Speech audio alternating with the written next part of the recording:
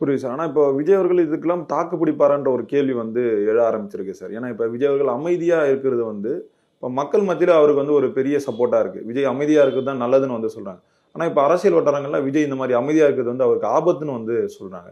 இதை நீங்க எப்படி சார் பாக்குறீங்க? அதாவது ஒவ்வொருத்தருக்கும் ஒவ்வொரு சுபாவம் இருக்கு. அதை ஓகே. வந்து நம்ம புரிஞ்சுக்கணும். அந்த சுபாவம் சிலருக்கு பாத்தீங்கன்னா பிடித்தமானதா இருக்கலாம், சிலருக்கு பாத்தீங்கன்னா என்னது இப்படிங்கிற மாதிரியான ஒரு விமர்சனத்துக்குரியதாகவே இருக்கலாம். இப்ப நாம் தமிழர் சீமான் 100 கோடி சீமானை எடுத்துக்கிட்டீங்கன்னா எதுக்கு எடுத்தாலும் வாழ் வாழ்னு கத்துவாரு, நரம்பு புடைக்க கத்துவாரு. அதை பார்த்துட்டு அவருடைய தொண்டர்களும் கத்திக்கிட்டு இருக்காங்க.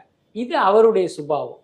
விஜயனுடைய சுபாவம் அப்படிங்கிறது பாத்தீங்கன்னா ரொம்ப ஒரு மென்மையானவர். எல்லாத்துக்குமே மற்றவர்கள் விஜயை பற்றி சொல்வதை விட நான் சொல்வது வந்து பாத்தீங்கன்னா கொஞ்சம் உண்மையாக இருக்கும். என்ன காரணம், விஜய் வந்து நான் ஆரம்பத்திலேருந்து பார்த்துட்டு இருக்கேன். அவர் அதிர்ந்து கூட பேச மாட்டாரு. ரொம்ப ரொம்ப ரிசர்வ்டு டைப் அவரு.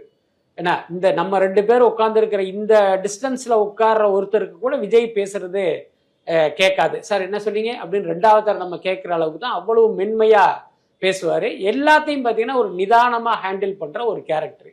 அப்படி இருக்கும்போது அரசியலுக்கு வந்ததுனால அவர்களுடைய சுபாவம் வந்து மாறிடுமா? மாறுவதற்கு வாய்ப்பு இல்லை. ஆனா சில நேரங்களில் மாறித்தான் ஆகணும் அப்படிங்கிறது தான் யதார்த்தம்.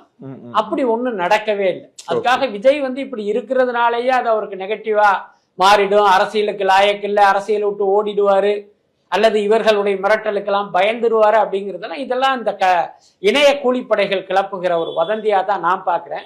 அதுக்கடுத்து விஜயனுடைய அந்த தைரியம் குறித்து இவங்களுக்கு எல்லாம் தெரியவே தெரியாது. விஜய் பாத்தீங்கன்னா ரொம்ப ரொம்ப போல்டான ஆளு. அமைதியானவருங்கிறது வேற, ஆனா ஒரு போல்டான ஆளு, தான் நினைத்ததை செய்யணும்னு நினைக்கிற ஒரு கேரக்டர். அதனால அவர் இதுக்கெல்லாம் பயப்படுகிற ஆள் கிடையாது. எல்லாத்துக்கும் மேல அவர் கட்சி தொடங்கும் போதே இது போன்ற எதிர்ப்புகள்லாம் வரும் அப்படிங்கிறதெல்லாம் தெரிஞ்சுதான் கட்சியை ஆரம்பிச்சிருக்காரு. அதனால விஜய் வந்து ஏதோ ஒரு எல்கேஜி பையனாவே பார்க்கிற அந்த மனநிலையிலிருந்து அவருடைய எதிரிகள் வந்து வெளியில வரணும். அதுதான் அவர்களுக்கே நல்லது.